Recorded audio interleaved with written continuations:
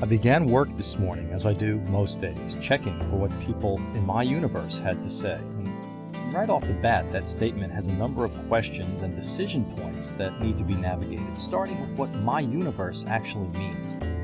At some level, you reading this means you're part of it, but because it's really likely that the 21,715,006 people, that's a real number, that LinkedIn says are in my network as of this moment, not who I think they are, and are crossbred in uncertain ways with people who follow me on Twitter at AnswerGuyCentral, whatever. I don't really have nearly as many peeps as the Intertubes thinks I do, unless I have even more. Now, I've spoken and written about this before. Numbers are way less important than what numbers represent, and that applies more in cyberspace than ever before.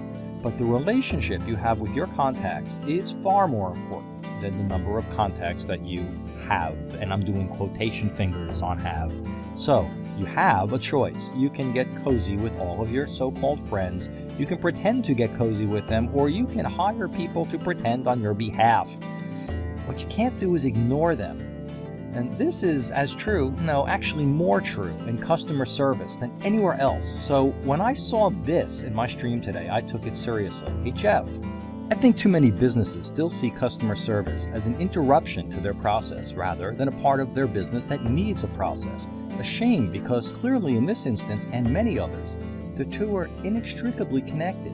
So when you come to this realization in your own business, what's the best first step to fix the problem? Your take? Well, the answer's simple. You need to treat customer service the same way you treat love. Customer service breaks down because businesses, which always start out seeing it as a way to differentiate themselves and win new business, forget about their one-time love of customers. Time passes.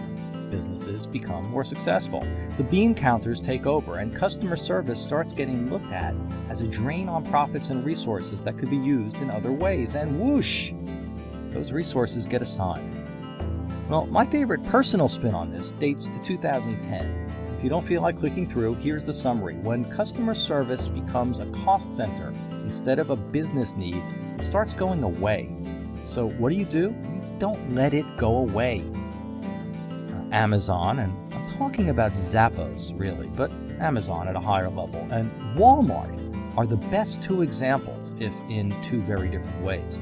Amazon keeps putting its customers first, almost to the point that Bezos and company don't seem to care that on paper they're losing money. Amazon does this every day, every step of the way through every business transaction. Now, go ahead and laugh that I'm putting Walmart in the same league. But they have a very simple and ultimately very similar business model. Keeping prices absolutely as low as possible is all that matters. And Walmart customers keep coming and coming and coming, and for that reason, only for that reason. Been in a Walmart?